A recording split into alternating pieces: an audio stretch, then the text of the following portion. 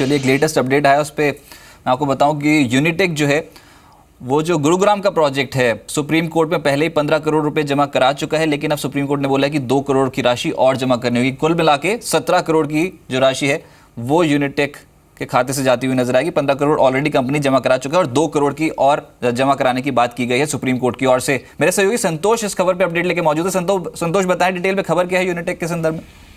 देखिए, यूनिटेक के संदर्भ में आज सुप्रीम कोर्ट ने जो फैसला दिया है उसमें 2 करोड़ रुपए और अब यूनिटेक को जमा कराने होंगे। इससे पहले यूनिटेक ने 15 करोड़ रुपए जमा कराए थे। 38 बायर जो गुड़गांव के हैं वो सुप्रीम कोर्ट का रुख किया था। उन लोगों ने कहा था कि क्योंकि जो पोजीशन है यूनिटेक के प्रोजेक्ट का वो उन्हें नहीं मिल पा रहा था और काफ़ी देरी हो रही थी, ऐसे में उनको पैसे वापस चाहिए। इस सिलसिले में उन लोगों ने सुप्रीम कोर्ट का रुख किया और सुप्रीम कोर्ट में सबसे पहले 15 करोड़ रुपए जमा कराए यूनिटेक से। उसके बाद फिर ये कहा गया कि इस पे पेनल्टीज कितना इंपोज किया जाए, कितने रेट ऑफ इंटरेस्ट क्या दिया जाए। तो कुल मिलाकर ये हुआ है कि 2 करोड़ रुपए और जमा कराने होंगे। तो 17 करोड़ रुपए इन 38 जो बायर हैं इनमें डिवाइड कराए जाएंगे। 4 हफ्ते का वक्त दिया है यूनिटेक को ये 2 करोड़ रुपए जमा कराने का। तो कुल मिलाकर ये देख सकते हैं कि कल पार्श्वनाथ के खिलाफ फैसला आया था, आज यूनिटेक के खिलाफ फैसला आया। तो कुल मिलाकर अब रियल एस्टेट कंपनियों के लिए अपने वायदे जो करती हैं कंपनियां, उन वायदों को पूरा करना पड़ेगा, नहीं तो कोर्ट का रुख बिल्कुल साफ है। जी चलिए, तो कड़ा रुख अपनाया है कोर्ट ने और क्योंकि डिलीवरी समय पर नहीं दी यूनिटेक ने, उसका खामियाजा भुगतना पड़ेगा। 15 करोड़ रुपए ऑलरेडी डिपॉजिट करा दिया, 4 हफ्ते का समय दिया गया है, 2 करोड़ की राशि कंपनी को और जमा करानी है।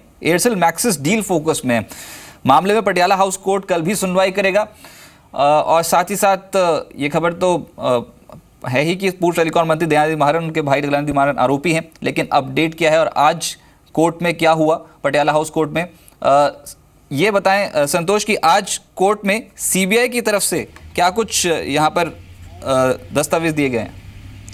देखिए, सीबीआई ने इस मामले में एयरसेल मैक्सिस का जो डील है इस मामले में चार्जशीट दाखिल कर दी थी और एनफोर्समेंट डायरेक्टरेट की तरफ से भी जो केस का डिटेल है वो सबमिट कर दिया गया था। तो कुल मिलाकर उस पर चार्जेस फ्रेम करने के मामले में सुनवाई चल रही थी। सुनवाई के दरमियान कल सीबीआई ने अपने जो चार्जशीट में जो चार्जेस फ्रेम किए हैं उसके आधार पर ये कहा है कि दयानिधि महारान ने अपने पद का दुरुपयोग करते हुए शिवशंकरन को फोर्स किया था कि वो अपनी कंपनी से बाहर जाएं और फिर उनको एयरसेल में उनकी कंपनी का जो स्टेक है वो पूरा करे। और जहाँ तक पीएमएलए का जो केस है उस केस में ये साफ इलीगल ग्रेटिफिकेशन साफ दिखाई पड़ता है। तो इससे जो दयानिधि महारान है उसमें जो पैसे का ट्रांजैक्शन हुआ है वो काफ़ी संदेहास्पद है और ये जो वैल्यूएशन होना चाहिए था, किसी भी कंपनी का जब शेयर आप खरीदते हैं तो उससे पहले आपको वैल्यूएशन कराते हैं। कंपनी का जब स्टेक दूसरी कंपनी में खरीदा जाता है तो वैल्यूएशन होता है, लेकिन यहाँ पर वैल्यूएशन नहीं हुआ था डील से पहले। और ये वैल्यूएशन नहीं होना एक ये बताता है, पीएमएलए की ईडी की तरफ से ये कहा गया कि ये बताता है कि शक पैदा कर रहा था, एक जेन्युइन बिजनेस डील ये नहीं था, इसलिए पीएमएलए के तहत मुकदमा इनके खिलाफ बनता है। तो यानी पूरे सौदे में कहीं ना कहीं गोलमाल हुआ है, साफ सुथरी डील नहीं थी, सीबीआई का ये कहना है और जांच जारी है। कल भी सुनवाई होगी। सन टीवी फिलहाल 2% के आसपास की गिरावट शो कर रहा है, लेकिन कौन सा एक स्टॉक है जो आपके रडार पर रहना चाहिए, जहां पर नतीजे स्ट्रांग रह सकते हैं, वो देखते हैं Q2 रिजल्ट्स प्रीव्यू में।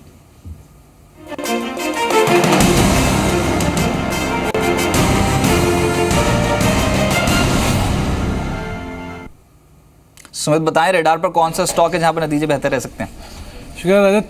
जो शेयर आज चुना गया है वो शांति गियर का है। 26 अक्टूबर को कंपनी के नंबर्स आने वाले हैं। कंपनी डाइवर्सिफाइड प्ले है, सीमेंट कारोबार में भी है, स्टील कारोबार में भी है, गियर बॉक्स बनाने के कामकाज के अंदर भी है, ऑटो एंसिलरी प्लस कई जो बड़े फैक्ट्रीज होती है उनको कंपनी प्रोवाइड कराती है, कामकाज करती है उनके लिए। और सबसे अहम चीज़ ये कंपनी मुरुगप्पा ग्रुप की कंपनी, बड़ा कॉर्पोरेट हाउस इसके अटैच्ड है।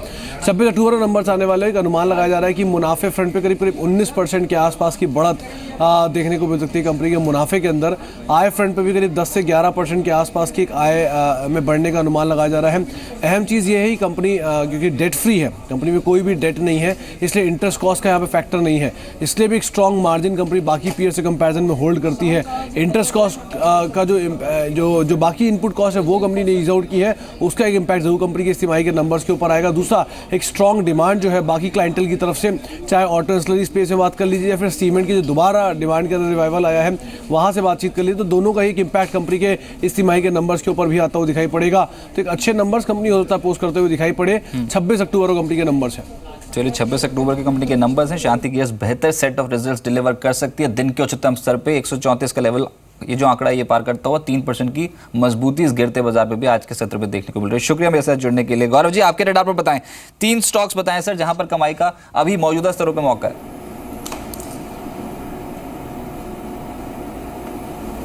ये वोल्टास अच्छा लग रहा है, काफ़ी अरसे बाद ये रेंज के बाहर आए, अच्छे खासे लॉन्ग पोजीशंस बने हैं। 400 की कॉल ऑप्शन बहुत कंसंट्रेशन उसके ऊपर ही ट्रेड कर रहे हैं। अब 415 420 के लेवल आप उम्मीद कर सकते हैं। इसमें 300 के छोटे स्टॉपर से बाय कर सकते हैं। REC काफ़ी लंबे कंसोलिडेशन के बाद बाहर आया है, इसमें भी अच्छे खासे लॉन्ग्स बने हैं। Options 140 call option 135 call option काफ़ी अच्छी बाइंग है। एक छोटा टारगेट होगा इसमें 145 का और 132 के स्टॉपर से बाय कर सकते हैं। इसमें टाटा मोटर्स एक थोड़ा वीक लग रहा है, तो माफ़ कीजिए, REC में ऑप्शंस की बात करूँ 140 का कॉल ऑप्शन आप बाय कर सकते हैं। 3 साढ़े 3 का इसमें आप लक्ष्य की उम्मीद रख सकते हैं और 0.50 का आप इसमें स्टॉप लॉस रखिए। टाटा ग्लोबल अच्छा लग रहा है, कंसिस्टेंटली इसमें लॉन्ग पोजीशंस बने हैं और लॉन्ग रोल्स भी हुए हैं, तो इस बार भी यहाँ पे भी अच्छे ऐसे लेवल्स लॉन्ग पोजीशंस बनते जा रहे हैं। तो 150 के स्टॉप लॉस से बाय कर सकते हैं। 165 का इसमें टारगेट होगा और एक फाइनल रिकमेंडेशन जो होगा वो है टाटा मोटर्स का। इसमें कंसिस्टेंटली शॉर्ट पोजीशंस बन रहे हैं, आप देखेंगे 555 आता है, वहाँ से ट्रेडिंग शॉट्स होते हैं और बहुत स्विफ्टली ये स्टॉक 545 तक चला जाता है। तो थोड़ा अगर उछाल मिलती है तो आप सेल कीजिए। 554 का स्टॉप लॉस होगा, 535 का इसमें टारगेट होंगे। चलिए, इंटरेस्टिंग ये है कि आज IT स्टॉक्स जो है जैसे कि टाटा एलेक्सा है, विप्रो, KPIT, इन स्टॉक्स में तेजी, FMCG में कोलगेट, ब्रिटानिया जैसे तेज हैं। वरुण बेवरेजेस, ये IPO भी कहीं ना कहीं फोकस में है। IPO के ऊपर मैनेजमेंट की प्रेस कॉन्फ्रेंस जारी है, आइए देखते हैं वहां पर क्या हलचल है। चलिए, फिलहाल वरुण बेवरेजेस की प्रेस कॉन्फ्रेंस के विजुअल आप देख पा रहे हैं और ये भी मच अवेटेड IPO है जो बाजार को दस्तक देगा। मैनेजमेंट की प्रेस कॉन्फ्रेंस शुरू होने वाली है और जो प्राइस बैंड है ये 440 से 445 रुपये Good afternoon, friends. किया गया। On behalf of the management of Varun Beverages Limited and my distinguished colleagues from investment banking, I extend a very warm welcome to each one of you on the occasion of this press conference for the launch of Varun Beverages IPO. We thank you for taking time out to attend this meeting. We at Kotak are very proud to be associated with Varun and RJ Kroc Group over a couple of decades and are delighted to introduce them to the Indian capital markets. I would like to take this opportunity to introduce you to the members on the dais. Seated at the center is Mr. Ravi Jaipuria, promoter and chairman of the company. Mr. Jaipuria has nearly 3 decades of experience in conceptualizing. IPO और साथ ही साथ press conference पे आपको समय पर update देते रहेंगे। 86-55 के लेवल पे दिन के निचले स्तर पे कामकाज करें।